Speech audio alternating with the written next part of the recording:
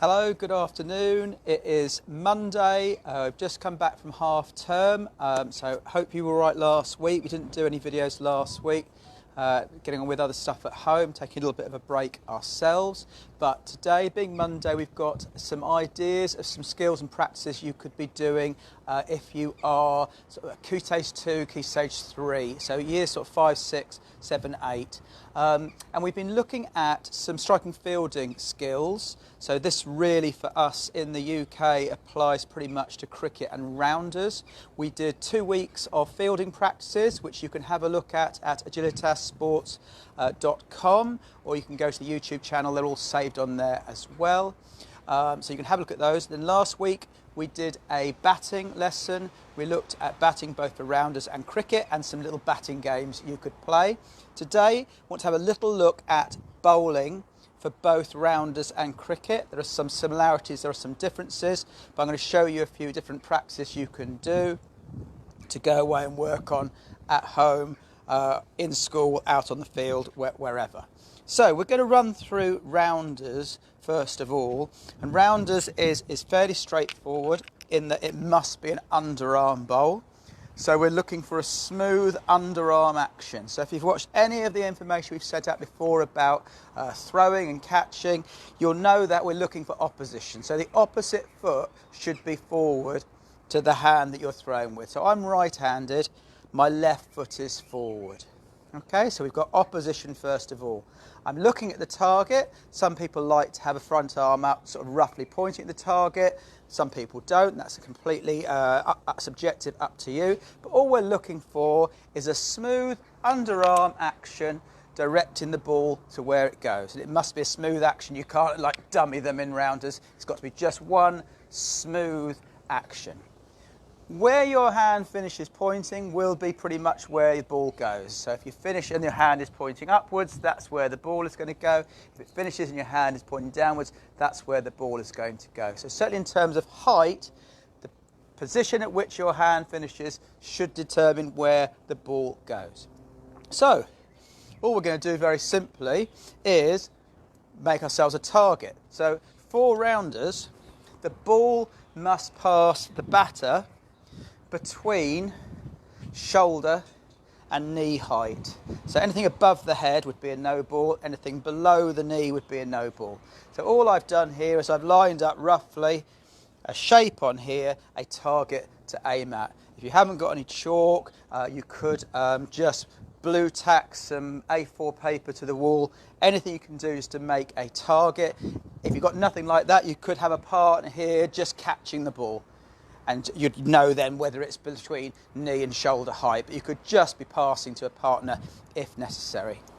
Now I've also set up a batting square, okay, a pitching square. So in rounders, the bowler must have their feet inside that square when they bowl.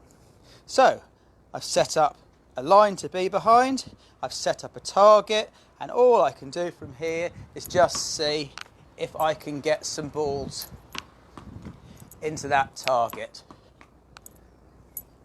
If you've got a partner, you might want to have someone to help get some balls back to you if they're going a bit wayward. You can also compete with each other, see how many you can get out of 5, out of 10, swap over. I'm finding that okay. I'm finding that reasonably easy. So things that I could do to make it more challenging: smaller target, move further away, try and bowl the ball faster. So they were quite nice, gentle little underarms. That's going to make it relatively easy for the batter. So by throwing it harder, I'll make it more tricky. I could just practice on throwing it in a much smaller area. So I could move that, and then I could say, right, I'm going to try and practice just getting some shots down into this lower quarter. So you can make this target smaller. So there, I'm missing that one. That's in. That's in. That's just out. You can make a smaller target. Obviously, I'm very close at the moment, so this would need to be further away. It's really only there to help with the camera work today. Or just concentrate on throwing it much harder and seeing if you can put a little bit more force into the action. So for rounders, nice and simple. It's an underarm action, nice and smooth, opposite foot forward, go away and practice. All the school games, cricket we do, school games rounders we do, the bowling is very much the weakest part of the game. So this is just something you could easily work on this yourselves. 10 minutes a day, a couple of days a week, you could really improve your bowling. So for cricket, a couple of differences. Years 5, 6s playing quick cricket, there is an option for you to bowl underarm. So you could still bowl underarm, even if you came to a competition at year 5, 6 cricket. All those balls we're bowling for rounders, none of them bounced. None of them bounce, they all go through the air. In cricket, it can bounce before it gets to the target. It can only bounce once though. So if it bounces twice before it reaches the batter, so the batter would be stood somewhere around here. If it's bounced more than twice before it reaches me, or it's rolling along the floor, it's a no ball. And also if it goes past the batter above shoulder height without bouncing, that's a no ball. So you could, in cricket terms, still just bowl full toss and hit the target.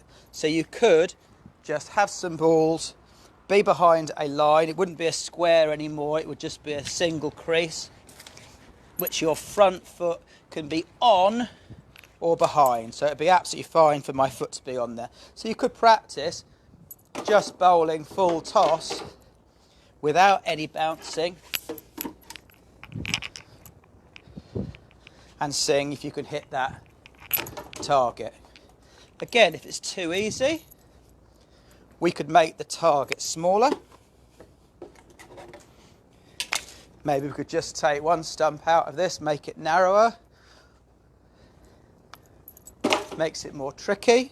Or I can move further back by moving my crease, or by bowling much faster and trying to put faster shots, faster balls down towards the target. Okay, so underarm, very little difference. It's also absolutely okay. You could practice getting a bounce in here, but just seeing if it can bounce first and then hit the target. It's absolutely fine to bounce once.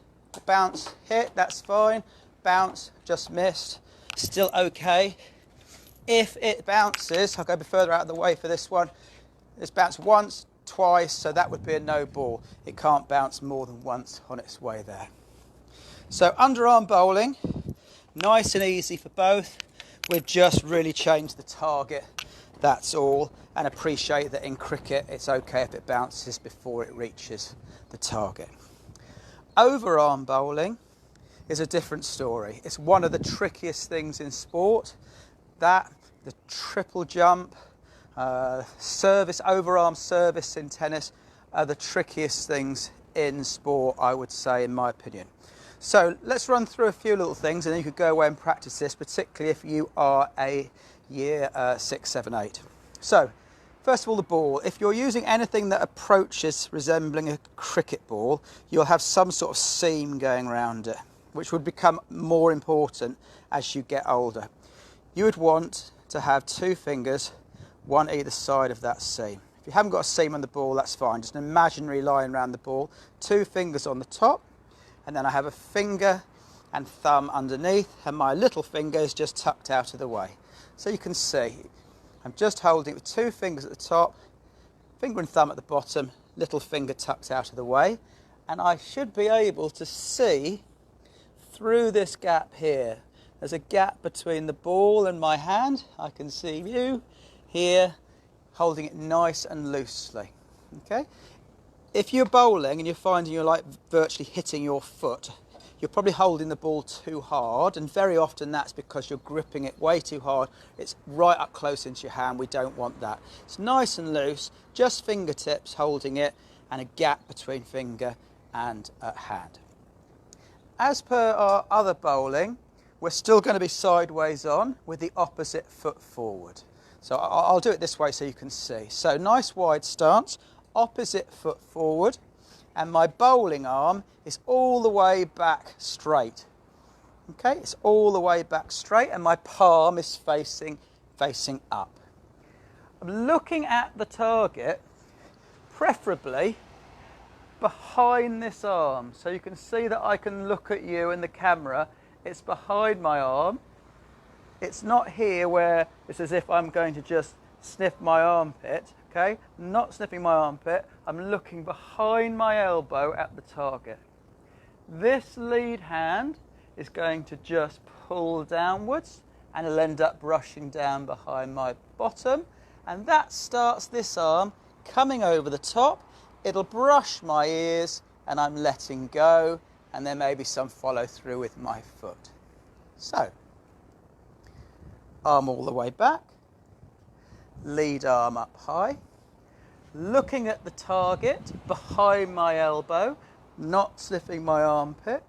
This arm comes down, this arm goes over, and I release the ball. Once more in slow-mo, check my grip, hand up, all the way back.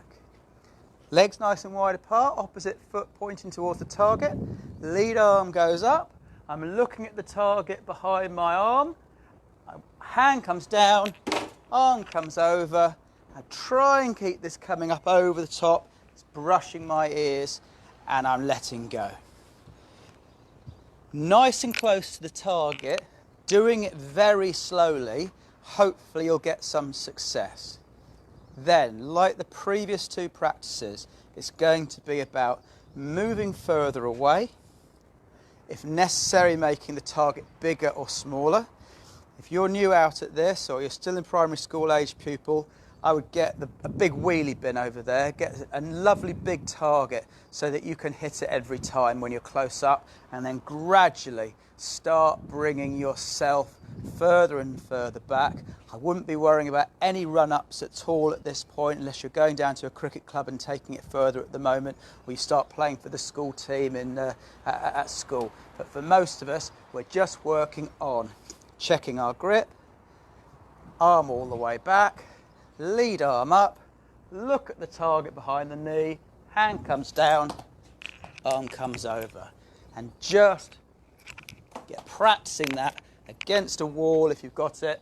If you're out in the field, you're going to need a partner, otherwise you're going to spend an awful lot of time running after balls and collecting them. But hopefully there you've got a whole bunch of ideas of how you can go away and work with your cricket or rounders bowling. Obviously, you can now tie that together with the batting skills we worked at last week. So if you had a brother, a sister, parent that could stand down there with either a rounder's bat or a cricket bat or a tennis racket or a frying pan or whatever you've got to try and defend the target, then that would be great. We start to put those two skills together. So, nice little short one today, but lots that you can take away and practice. Hope you enjoyed that. We'll see you next Monday for more PE for Key Stage 2 and 3. Tomorrow at 2 o'clock we'll have a circuit training session for older pupils and adults. Wednesdays, 2 o'clock, we've got some work for the little ones in Foundation Reception, Key Stage 1.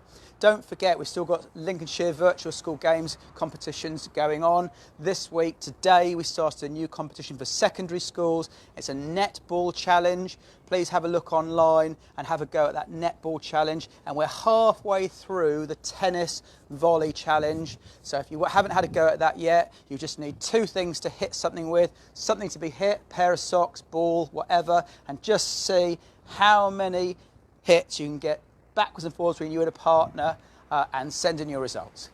Have a great week. See you later. Bye.